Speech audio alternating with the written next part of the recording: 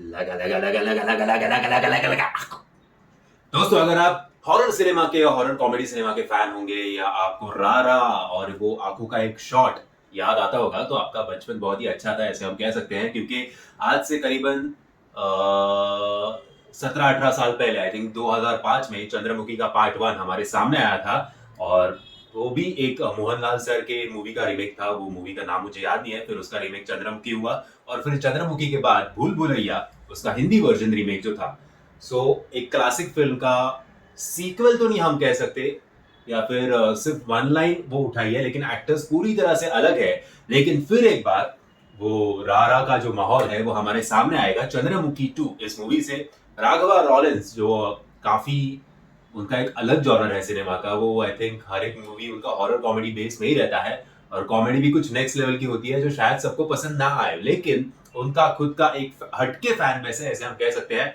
हाल ही में उनकी एक मूवी थी जिसका वो मूवी का नाम भूल गया, जिसका रीमेक था लक्ष्मी बॉम्ब, अक्षय कुमार की लक्ष्मी बॉम्ब। लक्ष्मी बॉम्ब हालांकि ज्यादा नहीं चली थी, लेकिन जो ओरिजिनल वर्जन था वो वहां के बेल्ट में काफी पॉपुलर था।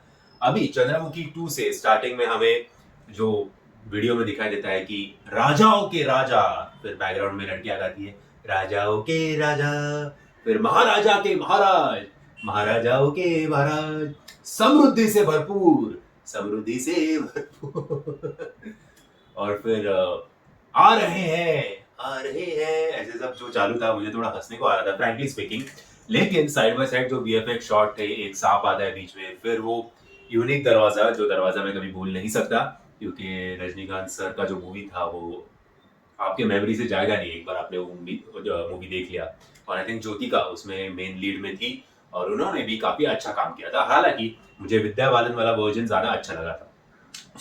ये सब अनाउंसमेंट जब होता है कि राजाओं के राजा प्रकट हो रहे हैं, तो मेरे को लगा राघवा लॉरेंस जो है वो स्टार्टिंग में हमें एकदम राजा के गेटअप में दिखाई देंगे, लेकिन कट टू मूवी जो है वो प्रेजेंट में आ जाती है और एकदम मॉडर्न वर्जन में हमें राघवा लॉरेंस दिखाई देते हैं और एक एक्शन पैक मूवी।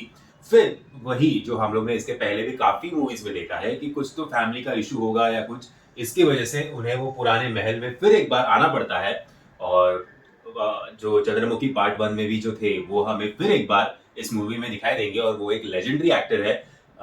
उन्हें वो सब चीजें याद आती है कि आज से 17 साल पहले भी मुझे इसी बंगले में आना पड़ा था, इस भूतिया बंगले में, और आज मैं फिर क्यों आ रहा हूँ।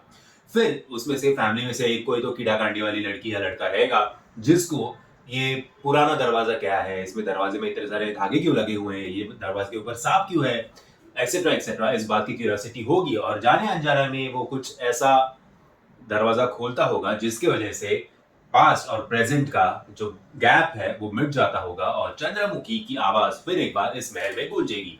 चंद्रमुखी का डांस, फिर घुंघरू की आवाज गूंजेगी, उसका डांस दिखाई देगा। और जो पहले पार्ट में जो क्लासिक आंखों का शॉट था वो हमें इस पार्ट में भी दिखाई दे रहा है, सो वो मुझे ज्यादा अच्छा लगा। बाद में कंगना रनौत हमें चंद्रमुखी 2 इसके मेन इसमें दिखाई दे रही है। फिर हमें फिर एक बार पास में लेके जाया जाता है जहां पे राघवा लॉरेंस जो है वो हमें राजा के गेटअप में दिखाई देते हैं। और जिस प्रकार से रजनीकांत सर का वो गेटअप था, ठीक उसी प्रकार से राघवा लॉरेंस का भी एक गेटअप है, उनका एटीट्यूड है, वो भी ऐसे ऐसे बीच बीच में करते हैं।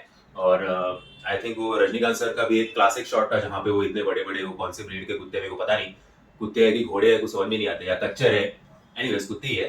तो बड़े बड़े हाइट वाले कुत्ते रजनीकांत सर भी लेके घूमते थे आई थिंक फर्स्ट पार्ट में, और इस पार्ट में इन्होंने भी वही शॉट लिया हुआ है। काफी सारा इंस्पायर्ड है फर्स्ट पार्ट से। शायद फर्स्ट पार्ट की वो चंद्रमुखी की वो वाली की ये कोई बहन भी होगी क्या पता नहीं, लेकिन फिर एक बार राजा से चंद्रमुखी 2 को जो है वो बदला ले रहा है, ये हमें इस ट्रेलर में दिखाई देता है। ट्रेलर जो है वो हिंदी वर्जन में भी अवेलेबल है, अगर आपने वो नहीं देखा होगा तो उसके लिंक मैं आपको नीचे डिस्क्रिप्शन बॉक्स में दे रहा हूँ। ओवरऑल आई वोंट से कि एकदम वन ऑफ द क्लासिक होगी ये मूवी, लेकिन राघवा लॉरेंस का जो टच है उनके सिनेमास पे, वो एक्सपीरियंस करना अपने आप में एक अलग बात होती है और वो शायद हमें इस वर्जन में भी दिखाई देगी। मूवी का बैकग्राउंड, जो सेट लाइटिंग है, जो बीच बीच में फ्लैशेस आते हैं, बिजली कड़कने की आवाज, एक्सेट्रा एक्सेट्रा, माहौल तो अच्छा बना है एक हॉरर सिनेमा को हमारे सामने प्रेजेंट करने के लिए, ऐसे आप कह सकते हैं। दोस्तों, अगर आपको ये वीडियो पसंद आया होगा तो याद से वीडियो को लाइक, शेयर और चैनल को सब्सक्राइब करना मत भूलना। जय हिंद, जय महाराष्ट्र।